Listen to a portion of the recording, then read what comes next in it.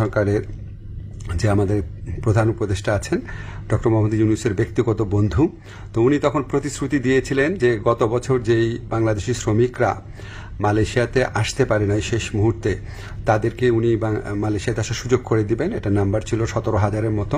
তো এটা ভিত্তিতে আমরা অনেক আলোচনা করেছি। তো তারা বলেছে তারা ব্যাচ ওয়াইজ নিবে। তো প্রথম ব্যাচ হিসাবে 7,926 জনের তালিকা ওনারা চূড়ান্ত করেছেন এবং এটা খুব অল্প সময়ের মধ্যে ওনাদেরকে মালয়েশিয়াতে কাজ করার সুযোগ দেওয়া যাবে, এই প্রক্রিয়া শুরু করে দিয়েছেন ওনারা।